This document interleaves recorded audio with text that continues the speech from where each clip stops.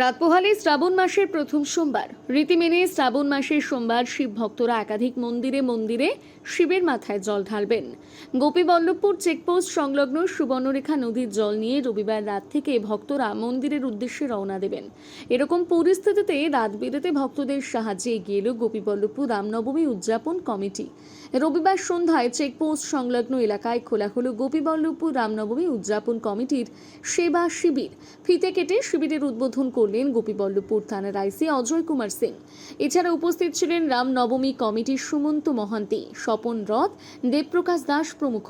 কমিটির পক্ষ থেকে সুমন্ত মহান্তি বলেন, ভক্তদের যাতে অসুবিধে না হয় তার জন্য শিবির থেকে যাবতীয় সহায়তা করা হবে।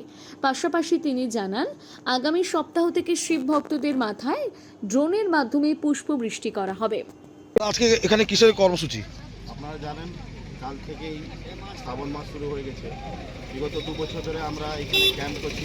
যে শ্রদ্ধালুরা এই সুবর্ণরেখা জল নিয়ে বাবার মাথায় ঢালতে যান, ওদের জন্য আমরা একটা ক্যাম্প করি।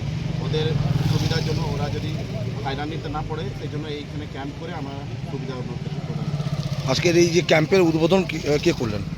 এই ক্যাম্পের উদ্বোধন ব্লকের আমাদের অধিকারী এবং এখানকার গোপীবল্লভপুর থানার আইসি এবং আমাদের সমাজসেবী স্বপন রথ মহাশয়।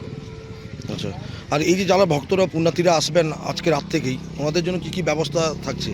আজকে আপনারা জানেন প্রথম সোমবার এবং আজকে হয়তো একটু কম ভিড় হবে, ওদের জন্য আমরা শরবতের ব্যবস্থা করছি। কিন্তু আমাদের চমক থাকবে এরপরে সোমবার থেকে, আগের রোববার থেকে সোমবার পর্যন্ত আমরা ড্রোনের মাধ্যমে আমরা ফুলের বৃষ্টি করব। আমাদের মাননীয় মুখ্যমন্ত্রী যেভাবে তারকেশ্বরে হেলিকপ্টারে ফুলের বৃষ্টি করবেন, ওইটাই রূপরেখা দেখে আমাদের রামনবমী কমিটির পক্ষ থেকে, গোপী 1-2 পক্ষ থেকে আমরা ড্রোন থেকে বিভিন্ন শ্রদ্ধালুকে যারা এখান থেকে জল উঠাবেন ফুলের